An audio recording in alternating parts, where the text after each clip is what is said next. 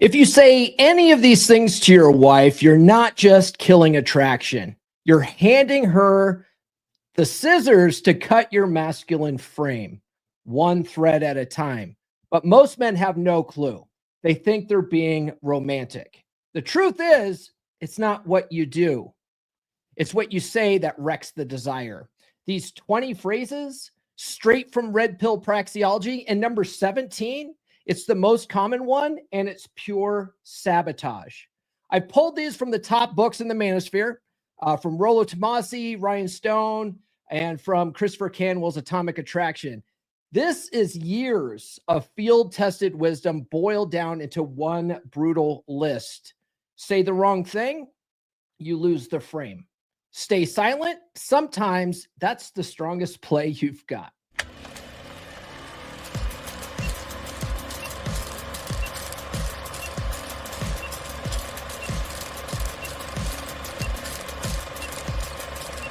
We're going live. No. We'll do it live.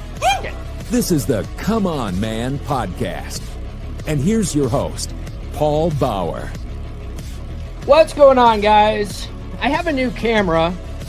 For me, it seems a little weird, a little fuzzy. I don't know. Do you guys like it? Do you guys like the old camera? Let me know. This one's supposed to be a 4K camera, but I can only stream in 1080p anyway. So I'm like, I don't know if I want to keep this camera or not. But we are not live today. We are pre-recorded, and so I have lots of time to think about if I want to take this back or not. No, this is not live. We are in, I am rather in Toronto right now at an immersion event that my coach Nikki is putting on. But for you guys that are new to the channel, my name is Paul Bauer, and I help men level up and get better with women. And the funny thing about doing that is that it tends to make us better men in all areas of our lives.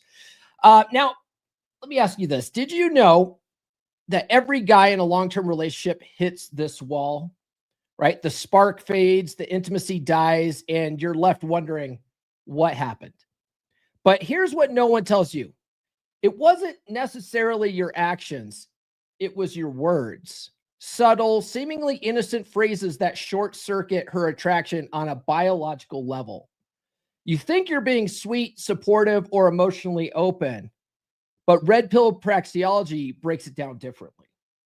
And today I've got 20 things you must never say to your wife or your girlfriend if you want her to still see you as the man, the protector, the prize. So stick around, because number 17, it's a line you probably said last week, and it's wrecking your relationship without you even knowing it. Now, before we get into it, do be sure to like, subscribe, hit those notifications. I have new episodes every Monday, Wednesday, and Friday without fail. And if you guys are watching live right now, I can't bring it up on the screen because we're not live. It's a pre-record, but do sound off in the chat, talks amongst yourself, ask questions. Other guys are in there, like the Beer Club guys are usually in there. They could probably answer some of your questions, but do sound off, okay? Put your favorite emoji, whatever you want in the chat, because that all boosts us in the algorithm. And then if you guys are watching the replay live or watching the replay, drop a comment below the video. And if you guys are listening on Spotify, you can comment on those as well. But all that kind of stuff boosts us in the algorithm and gets us in front of more men that we can help. Okay. And then you guys can send super chats. I just won't be able to bring it up on the screen. Okay. But super chats do help support the show. And if you get value out of this content, do please consider sending a super chat. All right. So let's talk about the first thing that you should never say to your wife or your girlfriend. Okay. Never say, "You're the best thing that ever happened to me," right? Oh, honey, you're the best thing that ever happened to me. All right. The reason why is you have to take into consideration women's hypergamous nature. They have to see you as above them in some way. Okay. Now, a lot of guys think it's money. It's not necessarily money. All right. A lot of it's status. All right. And what we teach in sort of married red pill is that, she has to see you as the leader of the relationship, right? So if you say you're the best thing that ever happened to me, it places her above you in frame, and it signals to her that she's the prize, right? Now she's like, oh, I'm the prize. I can get any guy I want. Why am I with this schlub? right? So you can never say that sort of thing to her. You can never plant that seed to her. And all these things you might think is innocent. And it's also very common sort of phraseology that you see in movies and the media. And you probably see your dad doing this kind of stuff, but it kills attraction. Okay. All these things that we're going to talk about today kill attraction in some way. The next one is never say, I can't live without you. Never say that. Never say, I can't live without you. All right. It triggers the loss of challenge. It removes the tension that fuels desire. Right. It's one of those things where it goes hand in hand with dread. Okay. If she feels that you're afraid of losing her and you can't possibly live without her, it comes across as weak and needy and validation seeking. You're chasing her. And when you chase things, they run away. Right. So you can't say that kind of stuff to her. She's got to know that if she leaves or if you decide that things aren't going to work out, like you're going to be fine. All right. It also goes hand in hand with the cardinal rule of relationships. Right. So Rollo talks about that in The Rational Male, but he talks about, hold on, I'm closing windows here. People are chatting. It goes hand in hand with the cardinal rule of relationships, which Rollo talks about in The Rational Male, right? But basically what he says is that the person who needs the other person the least has all the power in the relationship. Okay, so you have to be the guy that needs her the least. And you telling her, I can't live without you, is basically saying the opposite. It's basically saying, you need me less than I need you, and you have all the power in the relationship. Okay, and that flips the relationship dynamic, kills attraction. Can't say that. This is good for you Jerry Maguire fans, right? The movie Jerry Maguire. Never say, you complete me. You complete me. Never say that, right? It signals a lack of inner game and neediness. Kills dominance. It's the same kind of thing. It's the same kind of thing. It basically telegraphs to her that you're not whole on your own, that you're not complete on your own, and you need her. You need her in your life, or else you're not a whole human being. Right? It just screams weakness. It really makes you seem like I can't say it. We're not the 8-minute mark. I'll say a wuss, right? With a W, a wuss. Right? You can't say that. You complete me. You need to be complete on your own. Dr. Robert Glover in Dating Essentials for Men talks about this. He talks about building a great cake of a life for yourself, and how your woman can never be your cake. She can never be the one that completes you. You have to be a whole being before you're even ready for a relationship. And if that's not you, and you notice that your wife's pulling away or your girlfriend's pulling away, it's because of this kind of stuff. You're telling her, you complete me. I'm not complete on my own. All right. So stop doing that. Stop doing that. It kills dominance. It makes you really look weak. All right. Now, the next thing on the list here, never ask, can I, before decisions, or may I, right? If your third grade English teacher saying, no, I don't know, can you? I don't know, can you? Oh, sorry, Mrs. Smith. May I go to the bathroom? Right. Never ask that. Never ask permission for making decisions. You are the captain of the ship. You can make your own decisions. All right. You don't need to get her buy-in on everything. That's one of the reasons why you are where you are. If you're in a dead bedroom situation right now, I guarantee it's because you defer to her authority. You can't make your own decisions on your own. I run into that when I'm doing coaching calls with guys. They can't make the decision to improve their life without consulting with the boss. Well, there's a reason why you're in a dead bedroom, bro. It's because you have to consult with the boss first. Stop that stuff. Okay. Make your own decisions and be decisive, right? Successful people make decisions quickly and they change their minds rarely. Napoleon Hill taught me that. So never ask, can I, before decisions, right? Asking for permission destroys the captain executive officer dynamic. All right. It absolutely destroys that. You're the captain. You can make your decisions on your own. And it's one of those things where like, you don't need permission, right? Like you just tell her later, I bought this. And if she gets all mad about it, let her be mad. Okay. She doesn't, you don't need her approval. Right. And if she gets all mad about it, just be like, it's so cute that you're so mad right now. Right. It's not her decision. She's the executive officer. She doesn't get to make those decisions. Okay. Now, there's no reason why you can't take, like if she has good suggestions, apparently, or she has better ideas, there's no reason not to take that under advisement. But if what you want to do is something that you have your heart set on, you don't need her permission for it. All right. Tell you that right now. Never ask for permission before making decisions. Just make the decisions on your own. You're going to be fine. You don't need her buy-in. You don't need to check in with her and make sure your decision's good either. That's still putting her in the authority position, which she doesn't want to be in. And that's going to kill attraction. All right. The next one here is never say, just tell me what to do. Just tell me what to do. Right. Let's say you and your wife are throwing a party. You're throwing some kind of get together and she wants your help with stuff and you don't know what needs to be done. So you go, you know what, honey, just tell me what to do. Just, I don't know. You're making the decisions here. You just tell me what to do. How many of you have done that? I've done that. I've done that in past relationships. Absolutely. I'm guilty of that 100%. Don't do that. Okay. Don't say, just tell me what to do. It shows an abdication of leadership and weakens your masculine frame. You're putting her in charge. You're letting her get in the driver's seat. If you let her get in the driver's seat, she will never trust you to drive again. Okay. This is why we don't do this sort of thing.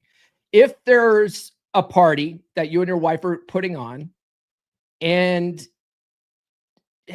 start making some decisions about the party. How do you want the party to go? Right. And then take the lead in the areas you want to do work in. Right.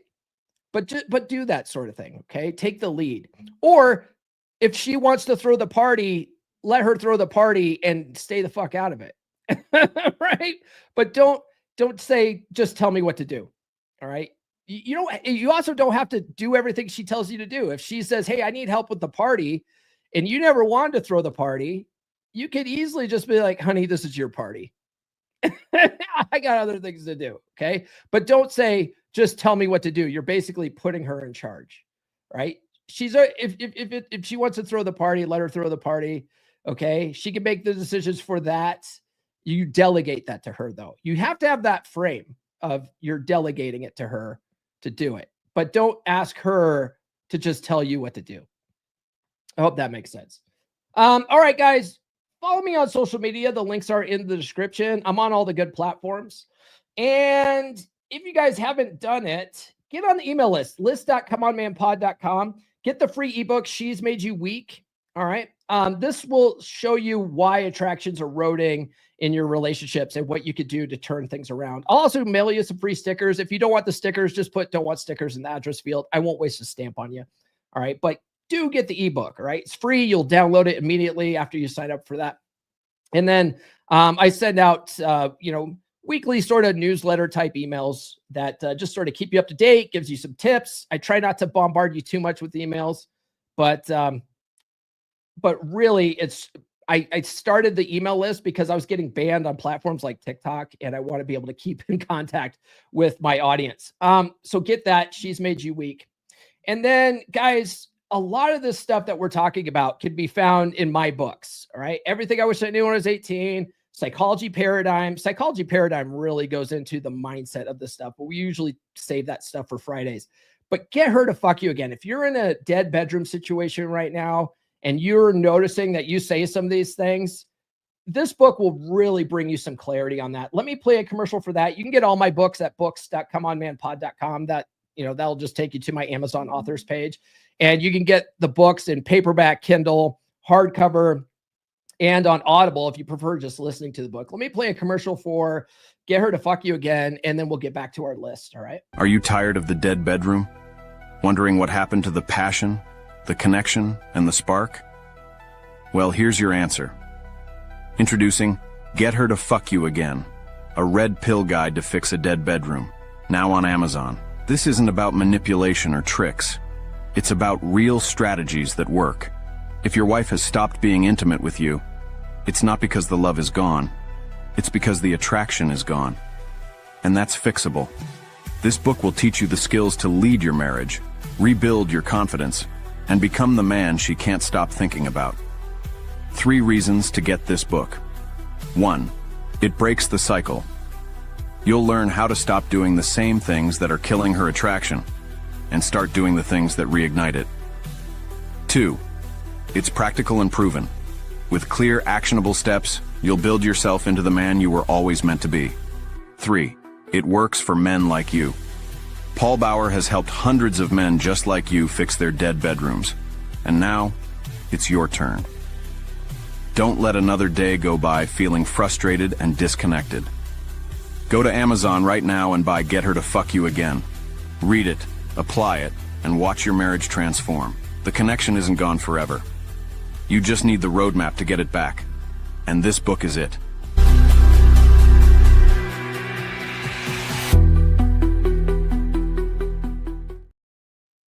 Yeah, man, I don't like this camera. It's supposed to be 4K, but it's garbage. I'm going to go back to my old camera, I think, and send this one back. But anyway, all right. Oh, if you see, I might have this for Friday's stream too. So if I have this for Friday's stream, because I'm going to record Friday's stream like pretty much right after this, I'll probably have this camera up, but Monday's camera will be different, I think. Monday's going to be live. So as you're watching this, the episode we had on Monday was live. There's space-time continuum when I do pre-records. All right, the next one on the list is never say I'd never leave you. Okay, now this one's a good one because I was in a dead bedroom forum recently, and this guy was talking about how he was at like his wit's end with what's going on in the relationship. He hasn't had sex with his wife in 9 years, right? And that was 9 years ago was his wedding anniversary, and that was the last time she had sex with him.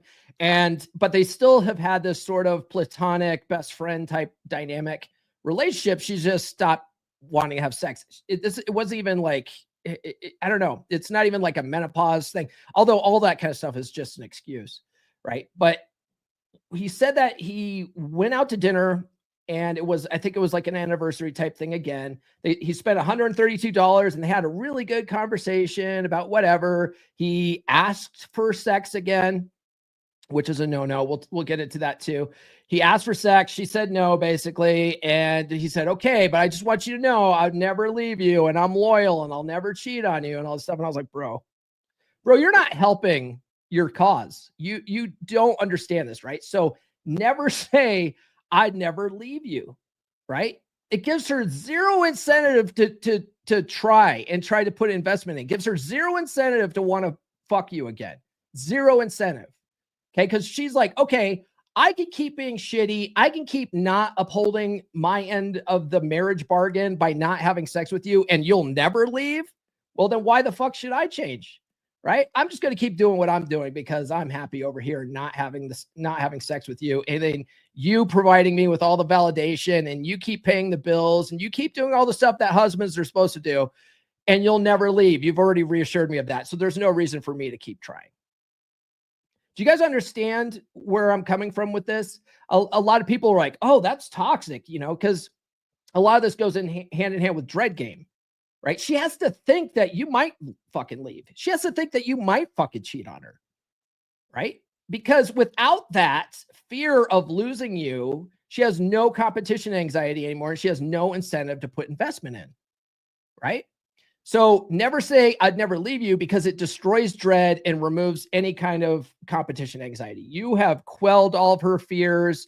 You have made her feel so safe and secure. She knows you're not going anywhere. So why the fuck does she have to try? She's got you locked down. She's got you providing for her. She's got the resources. You get jack shit. Why does she have to try? You understand? It's not necessarily about manipulation. It's about not letting yourself be taken for granted. All right. The next one is never say it's okay, I forgive you too soon. Right? There's nothing wrong with forgiving someone, especially if they've shown true remorse for whatever it is they're doing. And I'm not talking about cheating. Like cheating is you're done. You're fucking done. She cheats on you. You're done. Okay. We'll get back to that, but it's never okay to say, I forgive you too soon. So this comes from practical female psychology, but forgiving too easily telegraphs low standards and poor boundaries. A lot of guys also, they say, I forgive you because they're just trying to ease the tension. So you set a boundary. She starts throwing a tantrum and a fit about it. You start feeling bad that you set a boundary. So you back off a little by saying like, I forgive you or whatever, because she broke your boundary. Fuck that, right? Their boundaries are there for a reason, and there's consequences for violating those boundaries. And if you are forgiving her for violating boundaries, you basically are just telling her it's okay to violate boundaries. In fact, my boundaries don't mean anything. They're just suggestions. Okay. So don't do that. Never say you're my partner. Oh, you guys know this one. You know where I'm going with this one. Okay. Never say you're my partner. It's funny too, because I didn't really come to this idea when I wrote my first book, Everything I Wish I Knew When I Was 18. So if you read that book, I do refer to wife or girlfriend as a partner in there. My bad. But as we live and learn, we sort of come to these realizations, and I end up talking about it quite a bit in Psychology Paradigm, the second book. Psychology Paradigm, I really invite you to get rid of the mental model that your wife or your girlfriend is your partner. I know it's very common to say nowadays. I know everyone says it, and it's just not accurate. Okay. And this is why. If you think of her as your partner, all right, mentally, you think of that she's on an equal playing field to you. But what you're actually doing when you go to her for decision making, when you go to her to get her buy-in on things, you're actually making her the decider. You're actually making her not an equal partner. You're putting her in charge of the relationship. You're making her in charge of the decisions. It's the happy wife, happy life paradigm that we've all been raised with. That is not a good paradigm to have. It will wreck your marriage. It will wreck your relationships, right? Because it puts her as the authority. And her hypergamous nature doesn't want her to be the authority. Her feminine nature, her feminine energy doesn't want to be in charge. She wants you to be in charge and to follow your lead. Okay. So you can't think of her as your partner, right? Like it or not, the relationship is a hierarchy. It's got a power structure. All right. So that equality language removes that hierarchy and polarity in the relationship. So you have to, instead of thinking of her as your partner, you can still refer to her as your wife, your girlfriend, all right, your spouse, your consort, as Thor likes to say, RP Thor says, right? You can think of her as those things, but you're the captain of the relationship. She's your executive officer. You're in charge. She provides advisement. You understand? So never look at her like she's your partner. It's going to fucking kill attraction eventually. You're going to start deferring to her authority. She's going to eventually be the man of the relationship, and she's going to resent you for it. Okay. So stop the partner thing. Stop it. Fucking stop it. Never discuss your fears in emotional detail. Never discuss your fears in emotional details. Okay. She may say she wants your vulnerability, but attraction dies with over emotional unloading. Think about it. Like it goes to what Rich Cooper always says, right? Women don't care about your struggles. They wait at the finish line. They fuck the winners, right? Women may say they care about your fears and your problems, and they may even want to care, but they're just not biologically wired to care because they need a guy that makes them feel safe and secure. You have to be her emotional rock. To her, you're unshakable. Nothing bothers you. Okay. Doesn't matter what shitstorms life's throwing at you. You're the man. You've got it handled. All right. I just had a new beer club brother join. He's actually an old friend of mine. He and I go way back. His older brother is my best friend since kindergarten. Right. And so he's my best friend's little brother. I used to pick on him a little bit. But he's a good dude, and I've been noticing that he's been seeing my content lately. He's been liking my posts and stuff on Facebook, and he finally reached out to me and said, "Hey man, like I bought your book," and I was like, "Oh, are you having relationship problems. And he's like, yeah, I am. And I said, well, get the workbook too. Okay. Get the workbook too. That's going to really help you through this. He's already tried counseling. His wife basically said after the first session, oh, we're not doing this. He went to some, Christian relationship getaway that just told him to do more of this shit that's not working, right? Communicate more. It's not working. That shit doesn't work. Okay. That's why I'm giving you a red pill guide, because red pill, it works, right? It's based on evolutionary psychology and evolutionary biology. So it's not this feel good nonsense that you hear. That's all blue pill. Just communicate more, make her feel more safe, all that kind of shit. She probably already feels a little too safe in the relationship. That's why she's not fucking you anymore. Right. So anyway, one of the things that he told me though, is that he had a moment of weakness and he cried in front of her. And it was right after that our attraction started eroding. And she even told him, I guess at one point, that the reason why she married him was because he had warlord potential, right? They basically live off grid on a farm, and she likes that. She likes that sort of, lifestyle. And she liked that he was hard and tough and that he could do that. He could, protect and provide and be the guy. And that moment of weakness fucking killed it all. It absolutely killed it all. So never discuss your fears in emotional detail in front of your wife or your girlfriend. They are not wired to handle it. Bless their hearts. Okay. This isn't an attack on women. They're just not biologically meant for it. So don't put that on them. Okay. That's what beer club's for. That's what the brotherhood's for. We'll talk about that in a little bit. Right. She may say she wants vulnerability, but attraction dies with over emotional unloading. So stop that stuff. Save that stuff for your boys or your coach. All right. The next one here is never say, I'll do anything for you. I'll do as you wish, right? Like what you guys watch The Princess Bride, as you wish. I'll do anything for you.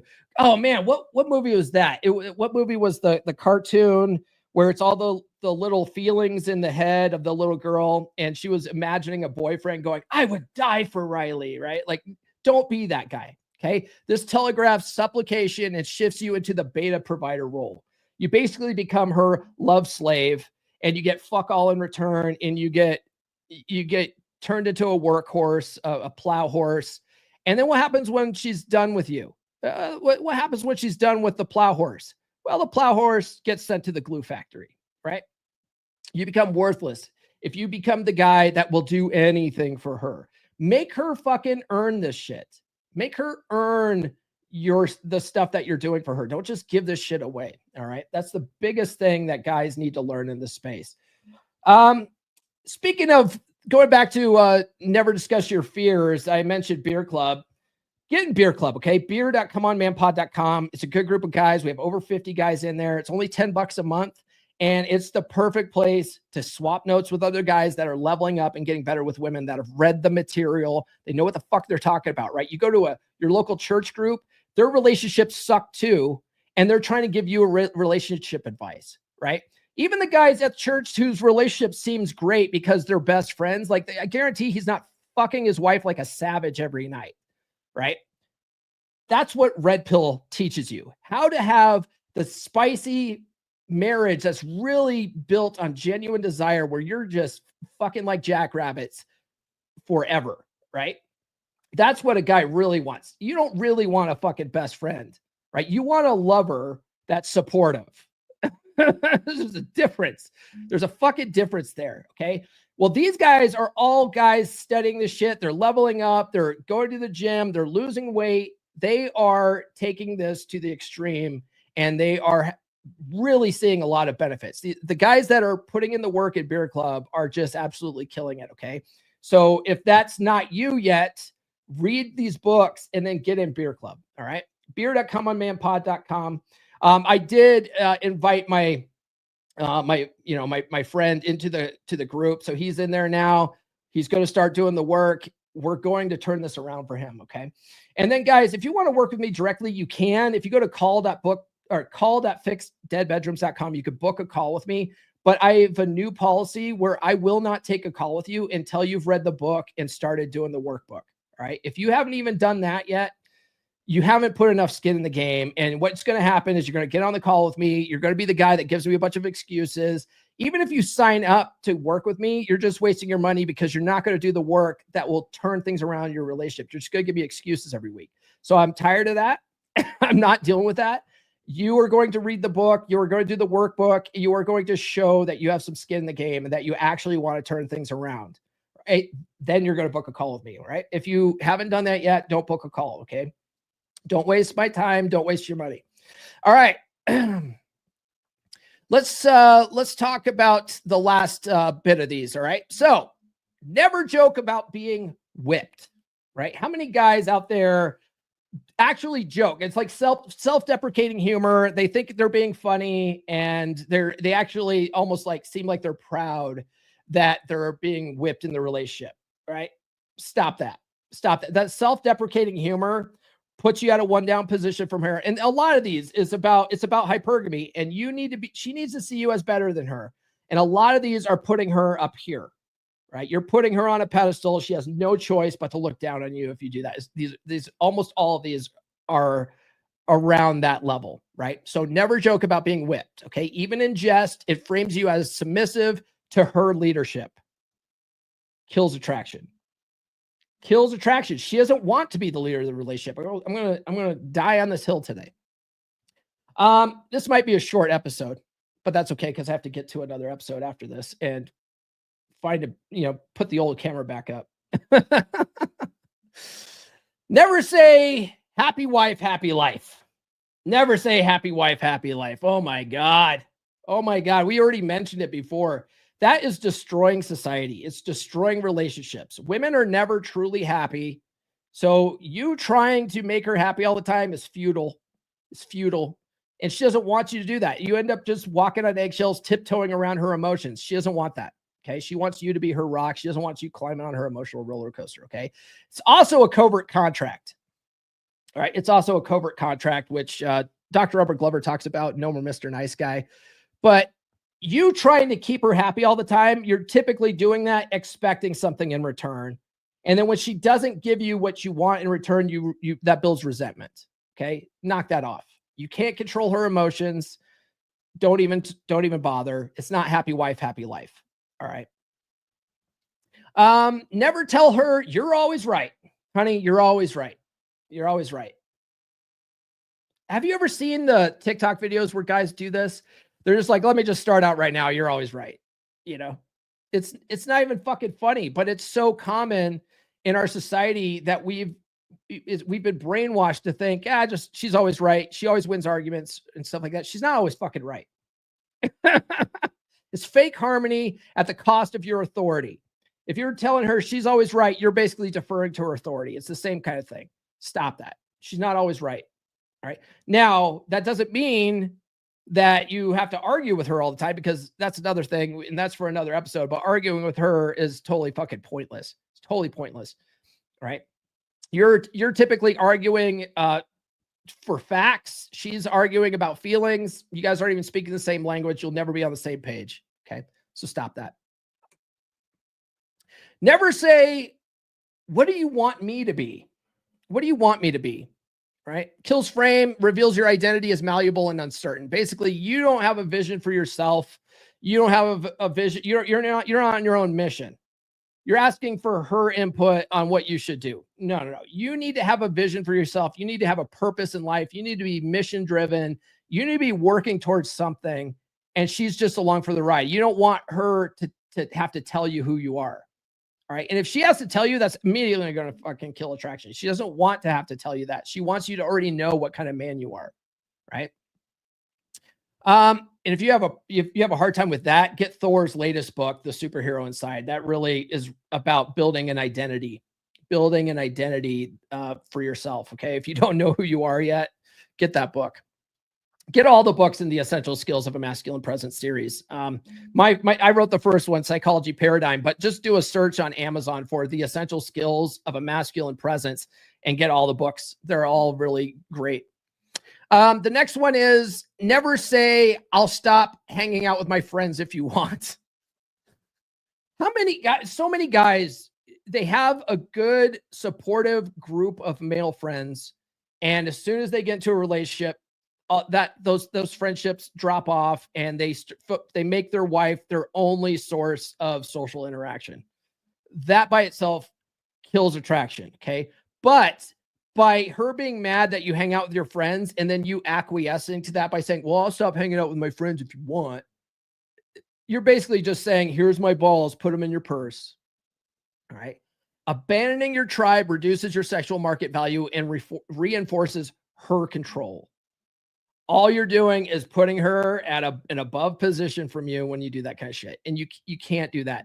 You having a good social circle was a part of the things that made her attracted to you in the first place, right? Having a good social circle actually gives you social proof. It makes her, women want to be with a guy who's sort of like other people like, right? It's the same thing as, it's very similar to pre-selection.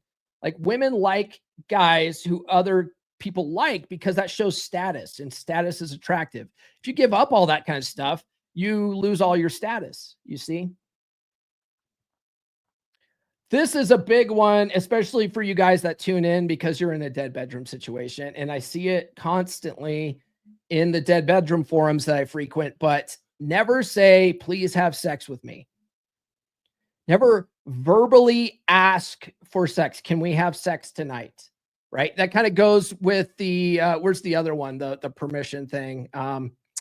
Which one was that? Can I before decisions? Right? It's the same kind of thing. You never say, please have sex with me. Okay. Now, in practical female psychology, they basically say it as sex must be earned, not negotiated. Begging annihilates attraction. All right. I like to say it more like it kills seduction. Right? When you first got together with her, things were almost effortless because you just were naturally in the seductive mode, right? A lot of kino escalation. You were flirting with her. You were priming the pump. You were getting her interested. You were getting her to a place where she actually wanted to have sex with you. Okay. Sex is, it's like for a woman, especially like a guy's, we have an on and off switch, right? She could say, hey, you want to fuck? And you'd be like, yeah, let's fucking go. You'd immediately be turned on. It'd be easy. For women, it's a whole event. It's a whole psychological event. She has to be put into the mood, and a lot of her arousal and pleasure during sex comes up here in her head. A lot of the anticipation and tension, that build up, that's what she wants, right? And when you're in the act of sex, like talking dirty in her ear and letting her use your imagination and letting her hear your moans, and it's in a whole experience for her. But if you go in there, can we have sex? It's very transactional. And then you're very like, basically just using her vagina like a fleshlight. It kills the experience for her. She doesn't want to do it. It's now a chore. It's an obligation. It's not a fun thing, right? So you don't ask for it, okay? Seduce her. Learn to be more seductive again. Be more flirty. Build up that tension throughout the day. I talk about it and Get Her to Fuck You Again, right? How this is a process that you do throughout the day through flirting and push and pull and, all that kind of stuff. Kino escalation, all that. You want her thinking about it, anticipating it, right? And if you're doing it right, by the end of the night, she wants to rip your clothes off because she can't handle it anymore, right? But if you ask for it, there's nothing sexy about that, okay? So stop doing that shit. Now, this is a good one that a lot of you red pill guys probably have done. A lot of you guys new to the space and starting to learn this stuff make this mistake, right? But never say, I read this red pill book that says, never do that. Never talk about red pill. Now you'll see women on the internet like raging about red pill. They don't like this stuff. A lot of the red pill content out there is fucking garbage. It's not actually based on the praxeology. It's based on like the hatred of women, right? So you take guys who are frustrated because they got divorced, they got dumped, they're in a dead bedroom, like whatever it is that got them into the space, right? they gravitate towards the negative content, right? Because misery loves company. And we have a negativity bias in our head. Something I learned when I was studying NLP, but we have a negativity bias in our head. So we're naturally drawn to negative things. And it almost feels good to feel bad. So people are drawn to the content that really paints women in a negative light. They're all 304s, they're all cheaters, whatever. Okay. But when you actually study the praxeology and you learn to understand women's nature for what it is, not for what women can never be for you. So you understand women for what they are. And then you go, okay, well, cool. Well, now that I know how women act, how can I use this to my advantage for what I want out of life, right? And a lot of you guys want steady long-term relationships, right? You guys like the monogamy model of relationships and families and stuff like that. And that's fine. There's nothing wrong with that. Okay. It's actually pretty fucking convenient to know where your sex is coming from every night and not have to go out and hunt it all the time. It's the reason why supermarkets are more convenient than hunting. Right. But the problem is that you guys get into this space, you start learning this stuff, and now you start trying to red pill your wife or your girlfriend, and that will never work. Okay. You never want to reveal the playbook because it's the observer process or the observer effect. Now, which is fascinating that Rollo talks about the observer effect, right?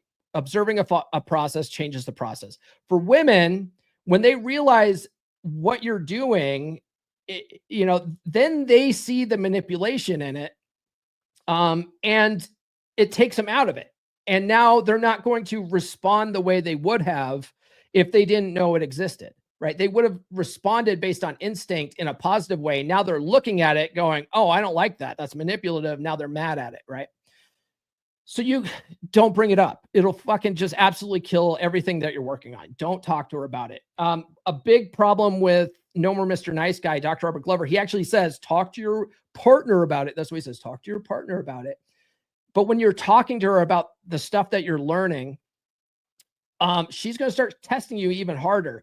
Because she's going to not believe the changes that you're making. She's not going to believe that this new attractive guy is the real you. And she's going to question everything and start pushing your buttons even more. And if you don't make handling shit tests and, all the things that you learn, and when I say no, I feel guilty and all that kind of stuff, if you don't know how to apply that on instinct, you're going to fail. You're going to absolutely fail. So don't do that. Don't talk to her about all this stuff. Don't talk about it. Be about it. All right. Don't talk about it. Be about it. Let her see this new you and have her hamster wheel working. That's going to be your best friend. Okay. She's going to see this new you and go, I don't know what he's doing. I like it. Right. She's still going to test a little bit, but it's not going to be near as bad. And if you pass the tests, like, she's going to stop testing you as much. Okay. They'll never stop testing you, but it'll reduce. Okay. So don't talk about it. Be about it.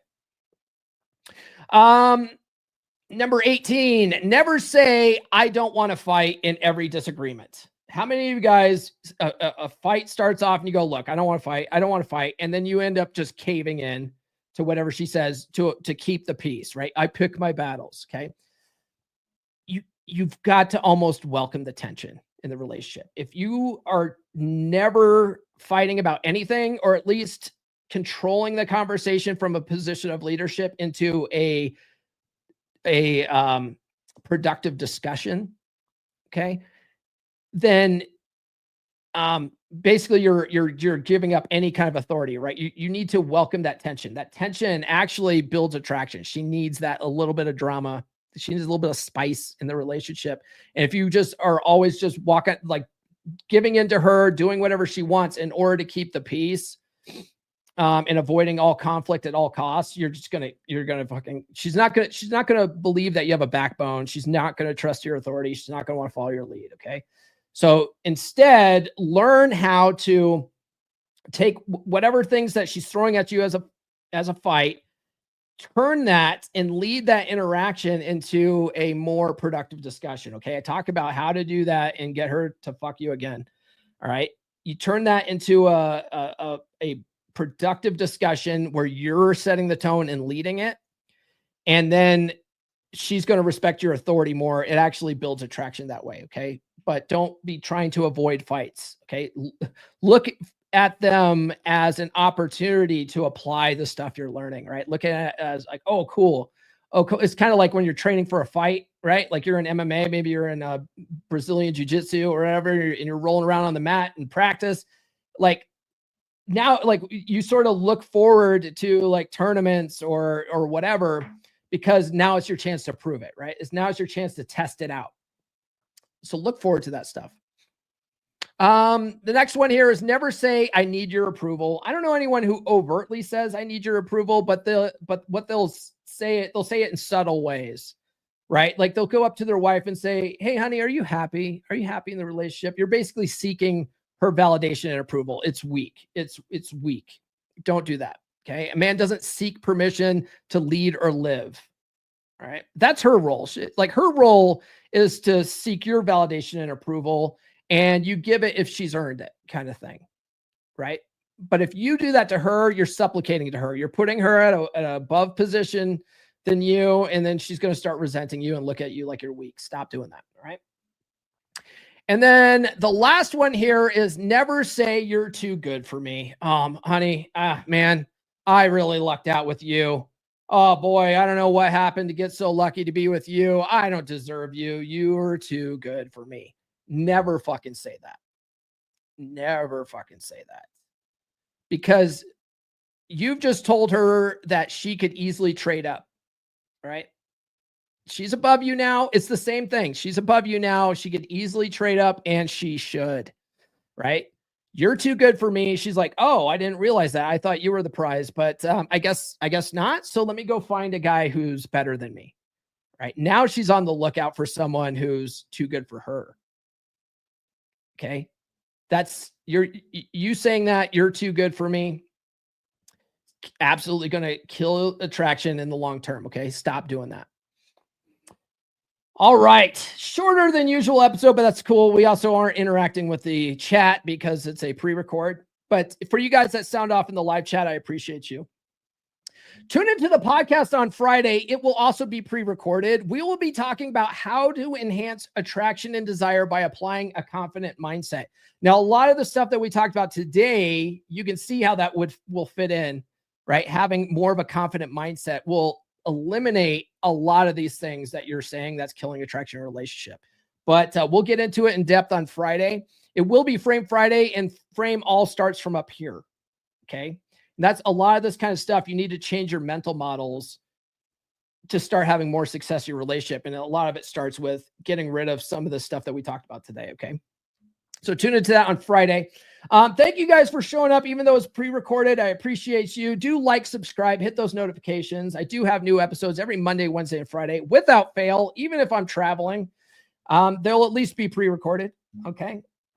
Thank you guys for sounding off in the chat. I appreciate you. Thanks for anybody that sounded off below this video. I was watching a Russell Brunson video the other day, and he's like, my love languages are words of affirmation and physical touch. Okay. So since I can't physically touch you, at least smash that like button, because it'll feel like a hug from you. Okay. And then my second language is words of affirmation. So any comments you drop, man, that just makes me feel loved. Love languages are bullshit, but I'll say that to you just so you guys can comment shit. If you guys sent super chats, I appreciate you. It's not too late. You can send one now. If I see it on the back end, I will give you a shout out on social media, okay? Because I can't bring it up on the screen here. Speaking of social media, follow me. I'm on all the good platforms. The links are in the description, unless you're on Facebook, but you're already following me on social media. If you're watching this on Facebook, start watching these on YouTube, okay? Get on the email list. Get the ebook, She's Made You Weak. Go to list.comeonmanpod.com for that. Get my full books on Amazon or Audible. Go to books.comeonmanpod.com. I have 3 of them. If you haven't read any of them yet, it's time to get started, okay? And then join Beer Club. If you haven't already, go to beer.comeonmanpod.com. And then you can work with me by booking a call by going to call.fixeddeadbedrooms.com. But if you haven't read Get Her to Fuck You Again and start doing the workbook, don't waste your time. I'm going to decline the call and have you do that first, okay? I'm not just trying to take your money here. I really want to help you fix your dead bedroom situation. And I need to know that you're going to do the work. So get the book, start doing the workbook, then book a call. All right. All right. That's all we got for this episode. We will see you guys on Friday. This has been the Come On Man podcast. Now, go out and get it.